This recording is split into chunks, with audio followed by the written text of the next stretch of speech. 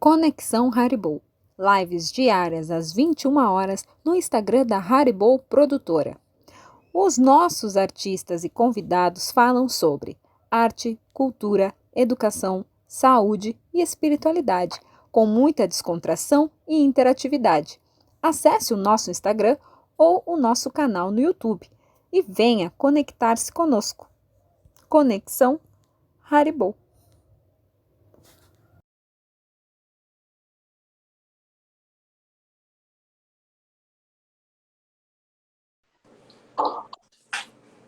Boa noite. Boa noite, tudo bem? Tudo bem? Opa! Mas tu só chama fera, hein? Eu tô me sentindo lisonjeado. Então, eu gostaria que você se apresentasse aí para os nossos amigos. Quem é esse amigo aí, médico, que nós estamos conversando hoje? Enquanto você fala, eu... Me chamo Humberto, eu sou otorrinolaringologista. Eu, há 20 anos, eu venho trabalhando com nariz. Eu fui fazendo vários cursos, fui me aperfeiçoando. Eu entrei na Santa Casa como preceptor, formador de residentes, né? Da área da cirurgia plástica nasal. Então, hoje eu sou responsável na parte da otorrinolaringologia dessa cirurgia de reconstrução nasal, da parte de rinoplastias funcionais, estéticas. Então, a gente tem trabalhado nisso. Eu já tenho 18 anos que eu estou lá e hoje meu consultório praticamente ele é direcionado para a via aérea superior, para respiração nasal, para função nasal e para estética nasal também, né? Então, a gente tem trabalhado nisso há 20 e tantos anos já. E como foi o teu chamado para a medicina? O que te chamou para a medicina e depois especificamente para a área de otorrino? Sabe que meu chamado para medicina não tem nada de romântico, né? Eu fazia engenharia mecânica na URGS e um dia eu fui visitar uma fábrica e me desiludi com aquilo. Eu não me imaginei fazendo aquilo o resto da minha vida. E eu cheguei em casa e falei, pai, eu preciso fazer outra coisa da minha vida, eu errei. Passei uma noite em claro pensando o que eu faria da minha vida. Eu pensei, medicina, eu sempre gostei de medicina. Eu sempre tive paixão por medicina, por ciências. E por que em nenhum momento eu pensei nisso? E me inscrevi no vestibular. E por 3 meses eu sumi da face da terra. Eu desapareci, eu estudei que nem um condenado e passei na fundação para medicina. E foi paixão à primeira vista. Não foi de pré-vista, não tem nada de romântico. Foi alguma coisa que eu precisava fazer, eu precisava ter uma profissão. E me apaixonei desde o início. Começamos com anatomia, com fisiologia. E eu fui me apaixonando assim. E hoje eu te digo, o que me levou à medicina foi uma noite mal dormida e que eu pensei o que fazer da vida. Mas eu sou completamente apaixonado pelo que eu faço hoje. Eu não me imagino fazendo absolutamente nada diferente. Sou muito feliz nessa noite mal dormida, dessa bela escolha. Mas não tem aquele romantismo. A gente, durante a formação, existe um romantismo todo. Tu realmente te dedica ao teu paciente, tu vai tratar o teu paciente como se estivesse tratando a si mesmo.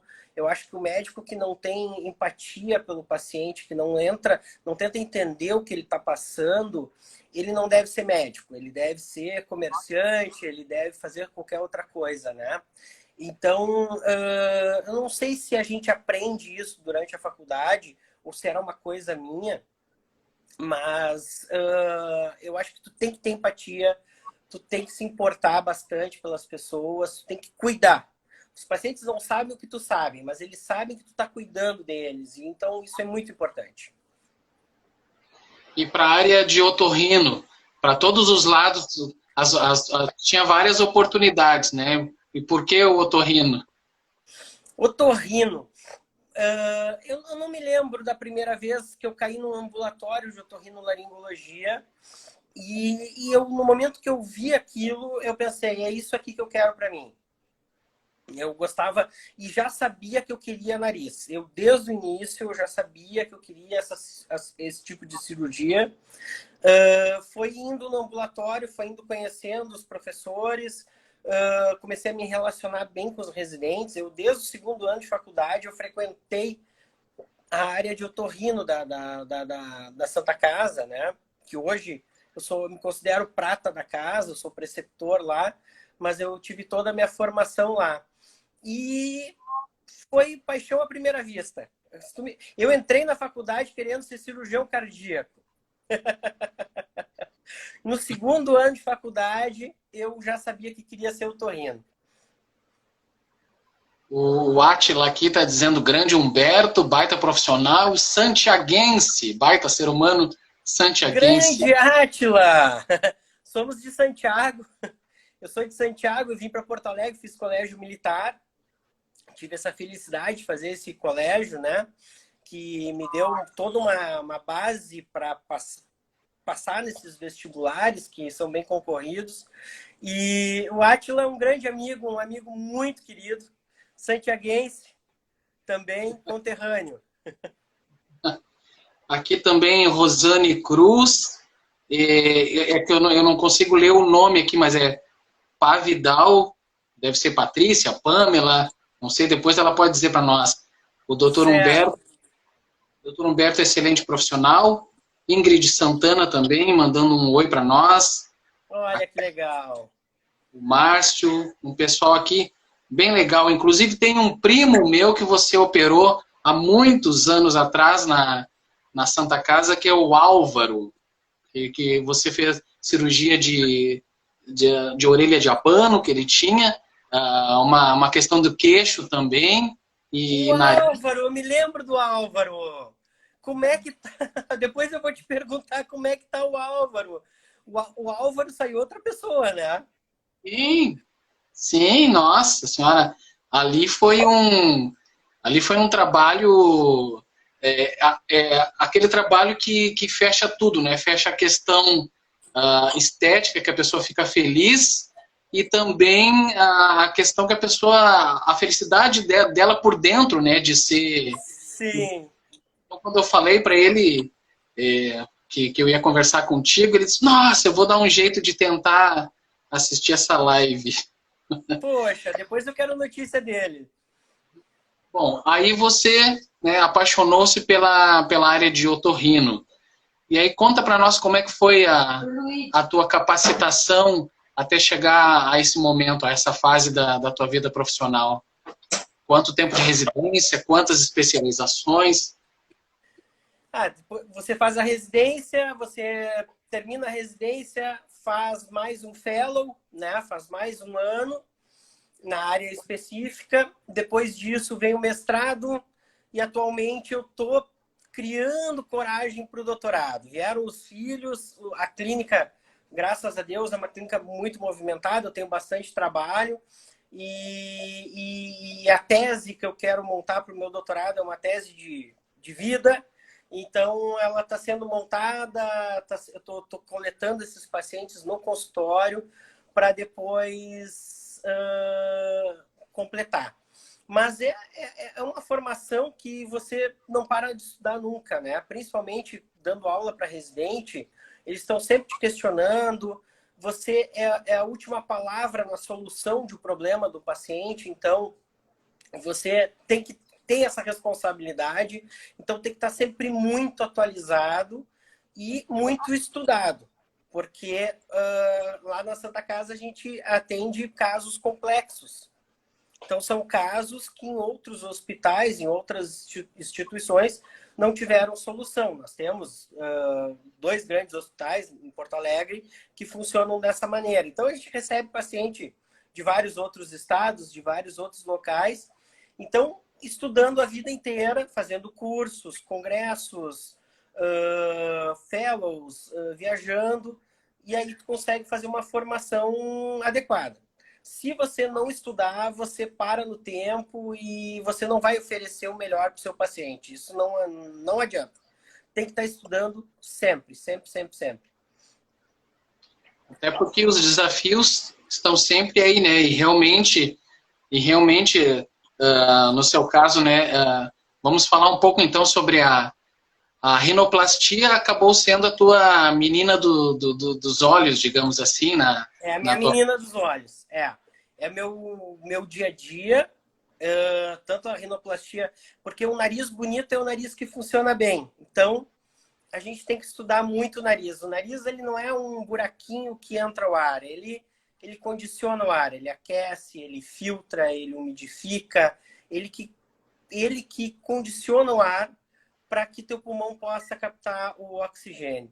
Então, o nariz, ele precisa... É uma área inteira, é um capítulo especial da otorrino e é minha grande paixão. Então, tem grandes desafios, né? Tem narizes pós-trauma, tem narizes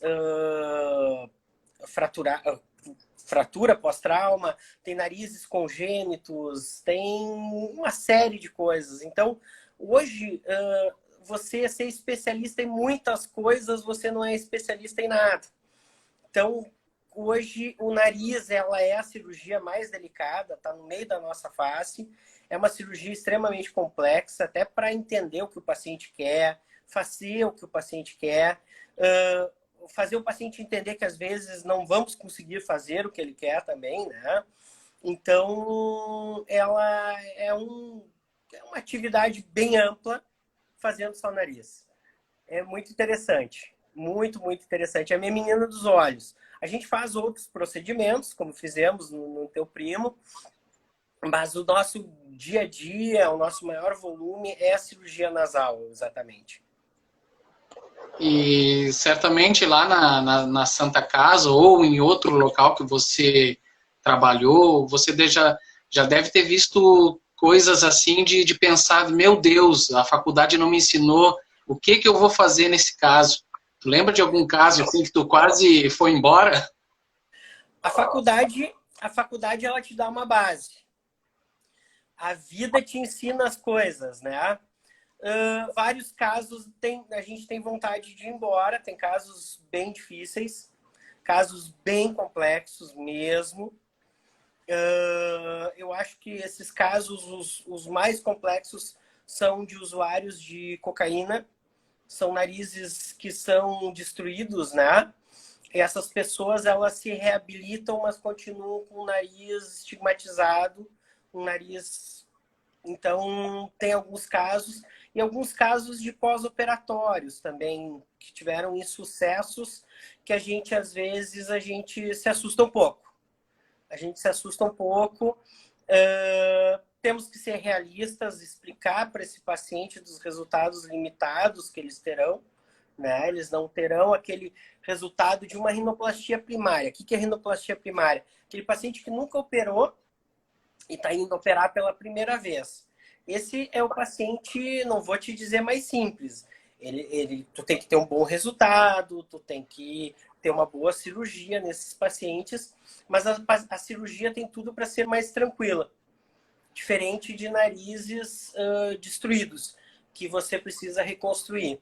Então, tem vários casos que a gente se assusta, a gente explica para o paciente, mas a gente não pode fugir. O que der para melhorar já é lucro para esses pacientes, eles são bem gratos, eles são pacientes que ficam bem satisfeitos, né? Porque sabe de onde vem a expressão ser dono do seu próprio nariz? Opa, não. Não sabe? Bom, sabe que uma das maiores mutilações que podem existir é a amputação nasal, é tirar o nariz de uma pessoa. Infelizmente, ainda se faz esse tipo de amputação, mas era muito comum esse tipo de amputação. Então, criminosos, pessoas indesejadas, contrários à realeza, eles sofriam amputação. E essas pessoas ficavam tão estigmatizadas que elas acabavam morando nas periferias ou cidades vizinhas. Então, quem morava nessa cidade com ele, com o nariz, ele estava ali porque queria, não porque ele estava sendo segregado. Então, ele era dono do seu próprio nariz. Então, um nariz feio, um nariz deformado, muitas vezes, ele traz um peso muito grande para as pessoas, né? E então, é uma cirurgia desafiadora, difícil, com enxertos de costela, enxerto de cartilagem de orelha, com vários tipos de procedimentos, mas ela é muito gratificante também, porque você consegue ter um retorno bem grande para essas pessoas, né? Eu sei que você já disse, né? Mas eu gostaria de perguntar de novo. O bom funcionamento do nariz, a importância do bom funcionamento do nariz para a nossa saúde geral, qual seria? Tudo. Bom funcionamento do nariz. O mau funcionamento do nariz está entre as 5 patologias que mais têm impacto negativo na qualidade de vida. Então, quando você respira pelo nariz, esse ar ele é aquecido, filtrado e umidificado.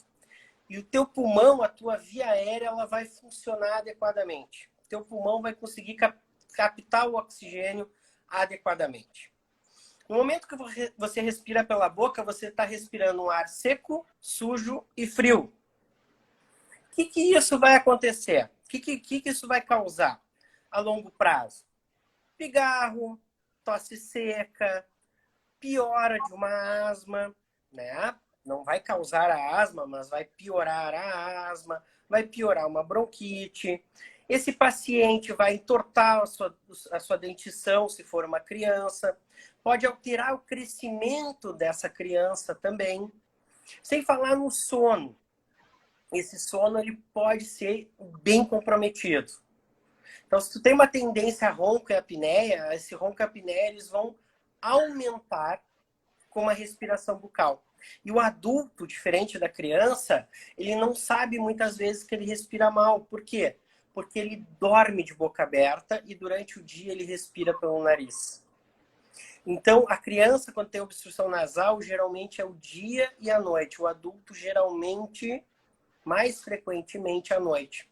Então, altera o seu sono. Alterando o sono, tu vai ter mau humor, dificuldade de concentração, pode alterar os hormônios, né? A testosterona, que é o hormônio masculino, o hormônio do crescimento, que com a idade vai diminuindo. Então, respirar pela boca tem um impacto negativo muito, muito grande. Não, eu sempre digo, não é uma alternativa respirar pela boca. É uma doença. E as pessoas não sabem que aquilo é anormal, porque muitos conhecem só esse padrão. Assim como vários pais olham seus filhos respirando pela boca, mas ele sempre respirou assim. Esse é o normal dele. Não, isso é anormal. Então tem um impacto negativo muito grande. Uau! Mas agora vamos entrar nesse assunto, nesse grande desafio para a humanidade, para a medicina, ou seja, você correu atrás, perdeu uma noite de sono, resolveu ser médico, apaixonou-se pela área de otorrino, correu atrás, apaixonou-se e se namorou, casou com a menina dos olhos, que é a rinoplastia, estruturou toda a sua carreira, manteve a sua pesquisa, montou o seu próprio consultório, e aí chega essa tal de Covid. Como é que foi a chegada disso no teu dia a dia e na tua profissão? Que loucura, né? Que doideira. Eu nunca imaginei, eu acho que ninguém nunca imaginou viver isso que estamos vivendo. Eu lembro que chegou em março, numa semana eu fiz 4 cirurgias, na outra semana eu cancelei os procedimentos, porque entramos em lockdown. Né? Então, começou toda a parte do Covid.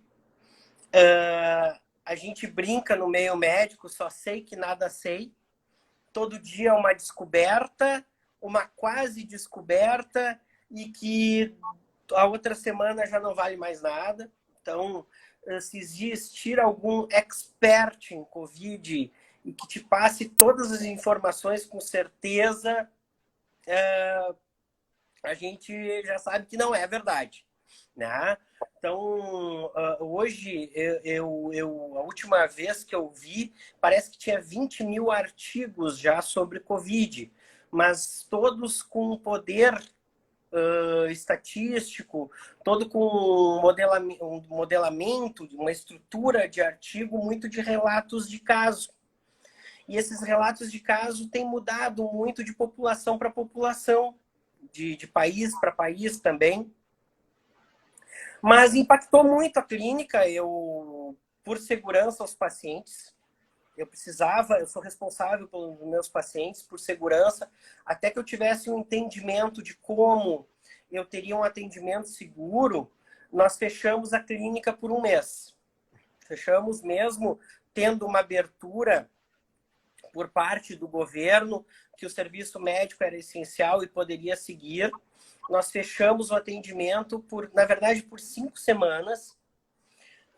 Hoje, nós limitamos os atendimentos, nós atendíamos de X em X o tempo. Hoje nós estamos atendendo de 2X e 2X.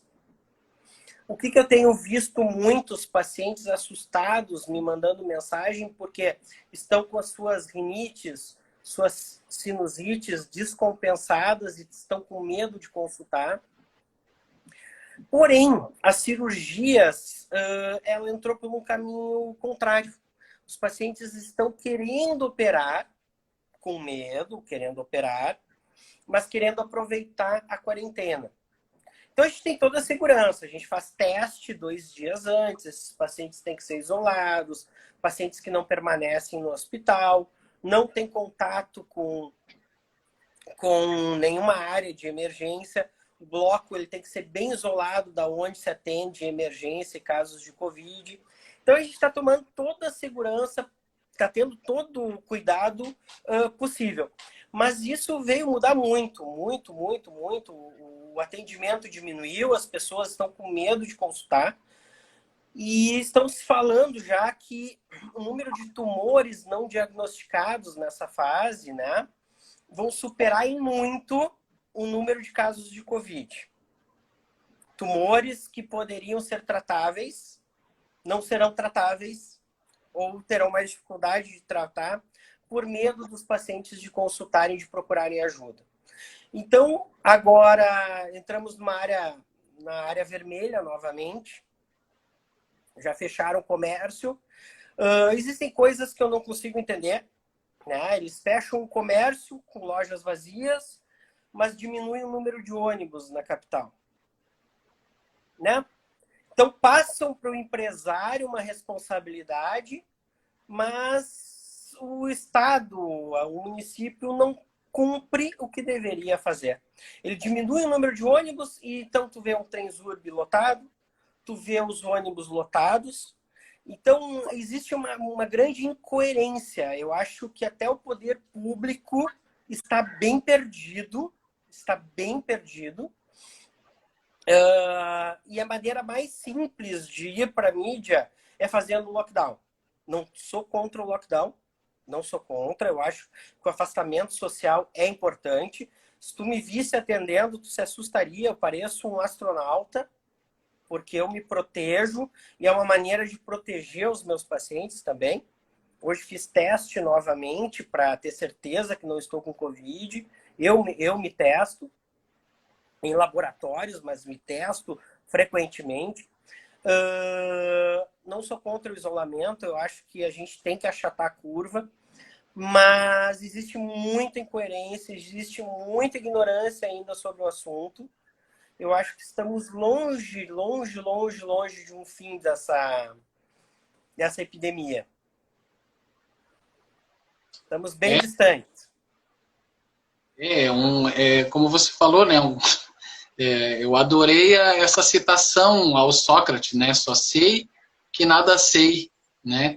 Porque realmente estamos todos vivendo aí um momento ímpar, né? Na situação das nossas vidas. E você já tem 2 garotões aí em casa, né? Como é que Dois garotões, um de 9 e um de 7 anos de idade. Desde março eles começaram já a ter aulas online. O colégio fechou, preparou. Quando viram que ia fechar, o colégio já preparou toda uma infraestrutura. E eles tiveram aulas online. Isso foi outra coisa difícil para mim, para minha esposa. Minha esposa é anestesista. Foi muito complicado, porque nós tínhamos que ter escalas para estar com eles durante o estudo. Então, não dá para delegar o ensino nesse momento para outra pessoa, mas foi outra coisa complicada. São crianças hoje que estão confinadas em casa, o máximo que saem para ir a algum parque. A gente tem cumprido bastante o isolamento social, com máscaras e tudo. E eu vejo que eles sentem bastante. E eu nunca imaginei que eu ficaria tão feliz com jogos online. Que é o momento que eles conversam e interagem com os colegas. Eu que não queria dar videogame, eu era contra passar muitas horas, né? Sou ainda contra passar muitas horas, mas é o momento que eles estão tendo uma interação com os amiguinhos. Então, as coisas vão mudando bastante. A gente vai se adaptando, a gente vai se adequando e eles estão saindo bem. Estão em férias agora, porque a escola deles troca o ano no meio do ano. É um calendário americano. Então, entraram em férias na última sexta-feira e agora a coisa deu uma acalmada por aqui. E os profissionais da medicina, como você, né, os otorrinos, eles estão realmente com a cabeça dentro da boca do leão. Como é que os teus colegas estão fazendo? Como é que você está fazendo assim de extra para poder examinar a garganta de um paciente, as vias aéreas todas? Ou seja, tem que se benzer, não tem o que fazer? Não, tem o que fazer sim. Nós, os dentistas, a gente está na boca do leão. Bem como tu disseste, foram os grupos mais infectados no mundo inteiro, foram os otorrinolaringologistas e os dentistas. Porque a gente mexe em faringe, em rinofaringe, então é muito EPI. Então a gente usa aquela roupa de astronauta, eu brinco que é de astronauta, máscara N95, óculos de proteção, face shield, luva, tem que estar protegido. Lavar muito a mão, passar o álcool entre um paciente e o outro, a gente esteriliza toda a sala. A gente passa álcool 70 nas superfícies, troca todo o material e assim a gente está levando. É trabalhoso, um trabalho mais de camisa, de gravata. Eu tenho trabalhado de jaleco cirúrgico, de roupa de cirurgia, que é uma roupa leve, fácil de chegar em casa e botar na máquina de lavar, né? Chegar em casa, eu só não tiro a roupa na rua porque fica um pouco inadequado, mas mas a gente está se virando. Graças a Deus, o número de otorrinos infectados no sul é um número bem baixo. Agora estão fazendo alguns trabalhos, algumas coisas para tentar identificar o número de otorrinos. Então, tem sido um número relativamente aceitável. A gente está se cuidando bem, a gente já pegou essa segunda fase, né, de saber da importância do uso dos EPIs, das roupas de proteção, que eles não usavam muito na China num primeiro momento, e foi grande, foi número, a perda de otorrinolaringologistas por infecção por Covid, né? O Maurício Colar aqui está mandando um abraço, diz que operou o nariz da esposa dele, ele é de Santo Antônio da Patrulha. Estão Olha aqui que legal! mandando um abraço. A Vanessa Gerke, a Carla Família Toledo Simão também, Rossano Dalmagro, e a menina que ela é a Paloma. Paloma, mas que é a... Em breve irá... é Em uma turma breve, muito próxima a mim. em breve irá... Mas agora não tem o que fazer, né? Agora é ter paciência. Ter É claro. paciência. Ter paciência, ter sorte, é uma loteria. A gente não sabe por quê. Em alguns pacientes são assintomáticos, alguns pacientes é uma tossezinha, uma dor de garganta, e os casos mais extremos que vão parar em CTI, né? Que antigamente eram os maiores, os idosos, pacientes com comorbidades, mas a gente já está vendo que não é bem assim.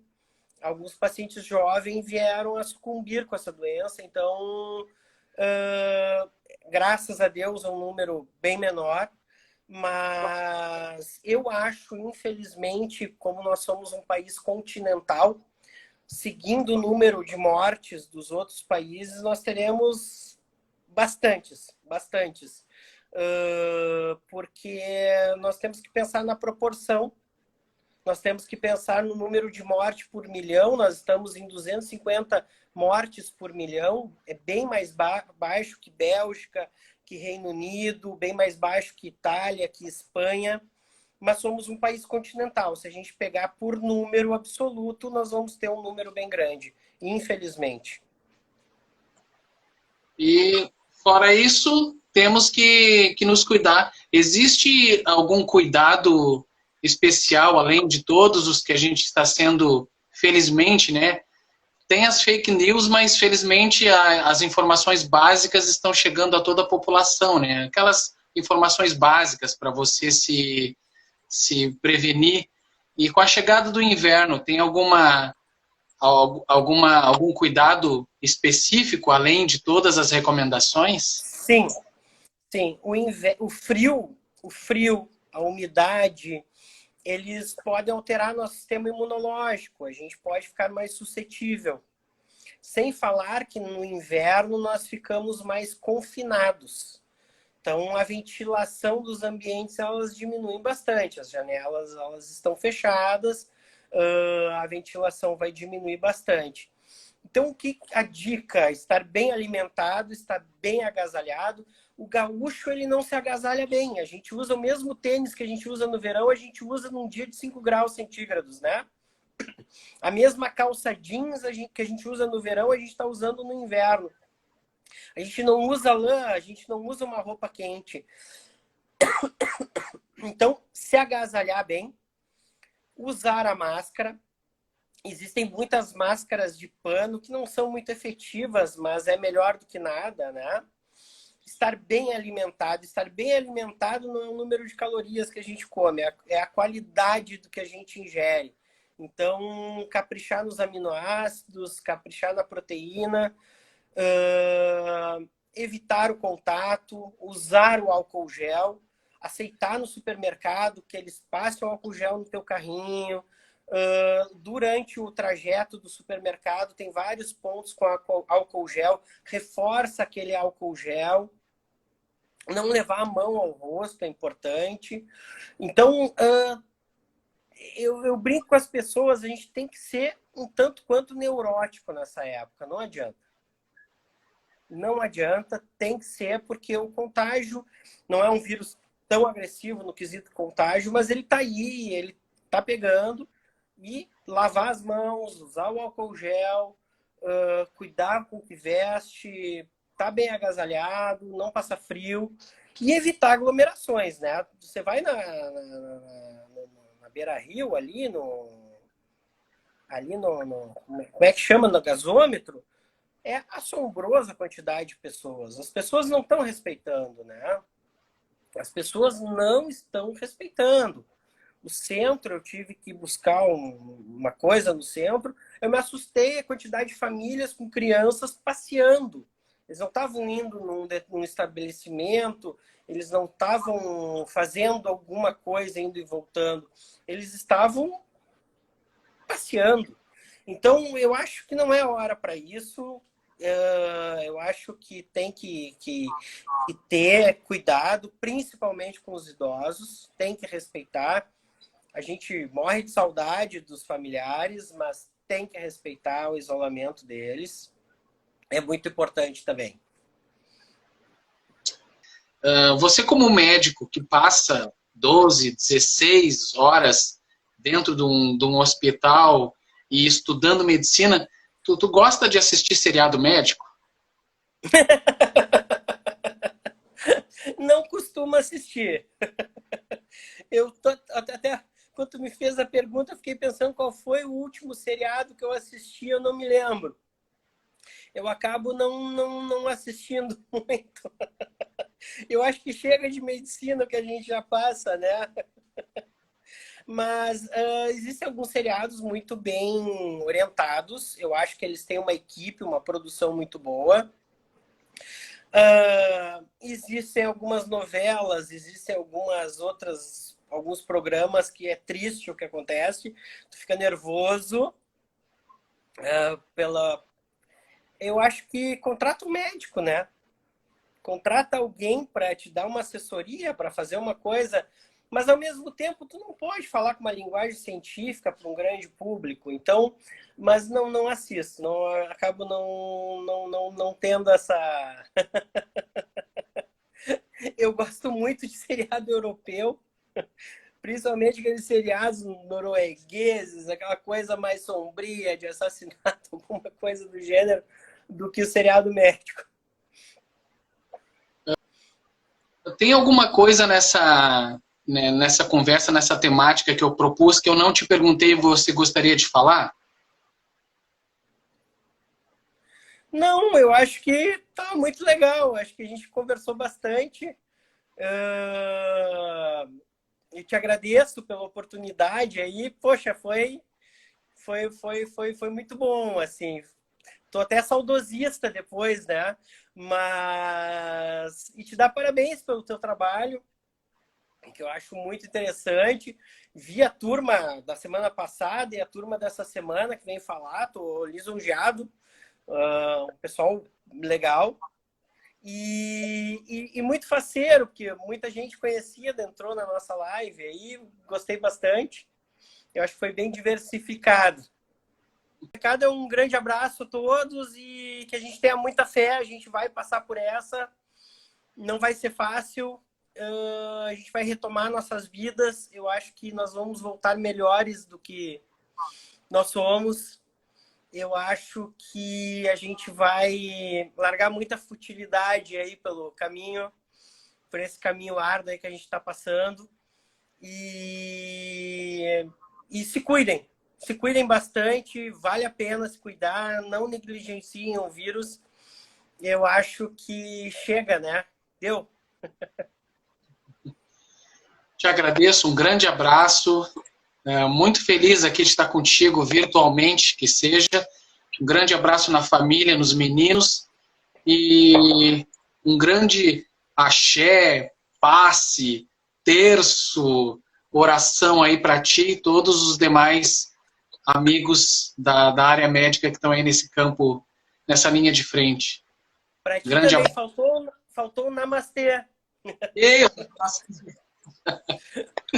Um grande abraço. Obrigado, hein?